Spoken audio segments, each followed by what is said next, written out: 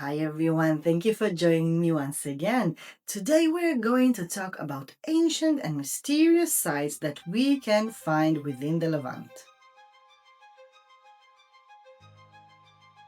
In our previous conversations, we talked about places such as the Temple of Leopards that was used for ancient rituals for fertility goddesses represented by animals in a very primordial way.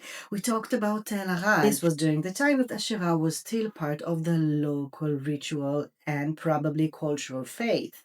We talked about the round temples in Megiddo that were used for celebrations for Astaroth, the goddess of love and fertility.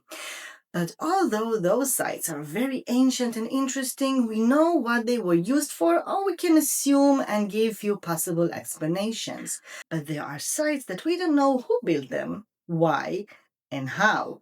One of those is something called Gilgal Rephaim, and it is located within the Golan Heights.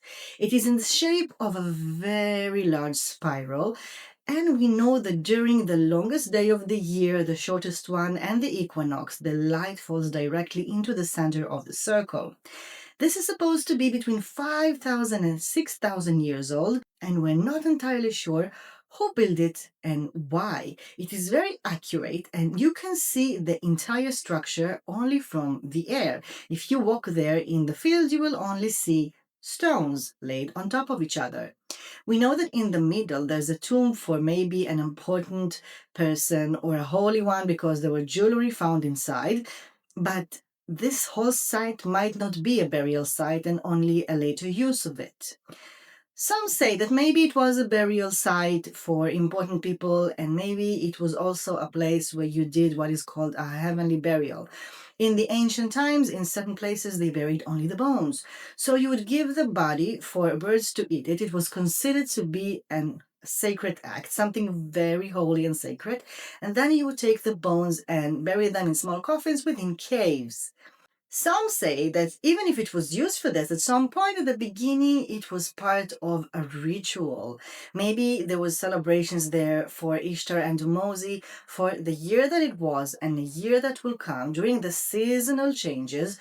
So you can ask for the fertility of the land and say thank you for the fertility that was. There are those who say that maybe this place was some kind of an ancient calendar following the sun to understand when the season changed, so you can plan when to plant and where to grow different crops from the earth.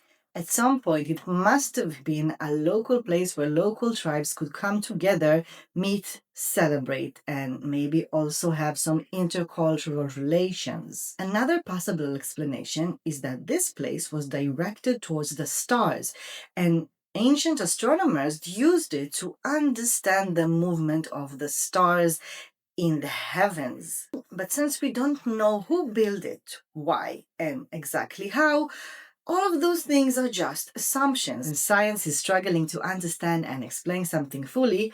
Legends come through the door.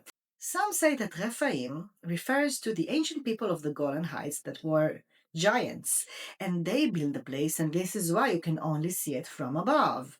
Some even say that this is the burial place of Goliath. If you go there during the equinox, the longest day, the shortest day, you will find a lot of people that practice many different spiritual practices. They're doing meditation and say that they are talking to the supernatural beings that are guarding the place, or the ancient people that used to roam there. And they claim that this place has connection either to supernatural powers or maybe even aliens. We do know that in the center there's something called dolmen. It's in the shape of a gate. These are very large and heavy stones placed on one another. We also don't know, you can find them all over the Golan Heights, around this site, and in the middle. We don't know who built them and how they lifted the stones. And we know that this theme of stones laid upon each other in very mysterious ways you can find in many places in Israel. For example, near Mount Meron in the north, that has a lot of legends about it. This is for something a very different post, but in the bottom of it you can find something which is called the Wave of Stones for Jethro. At first, the researchers thought it was part of an ancient wall, but today they suggest that this was in the shape of the moon and was actually part of a ritual for the god of the moon, and it was also close to a village named after the god of the moon that had rituals for this god. And also, if you stand on those stones, you can look to many different sites that considered to be holy and sacred. Also, in the desert in the south, you can find those lines of stone. There's something which is called line K. It stretches completely straight in the desert for miles and miles. Once again, we don't know who built it, how, or why. We do know that if you stand in certain points during the equinox or the shortest or the longest day, your shade will fall directly onto the stones. And although it looks like a straight line, it is actually built from circles, squares, and lines.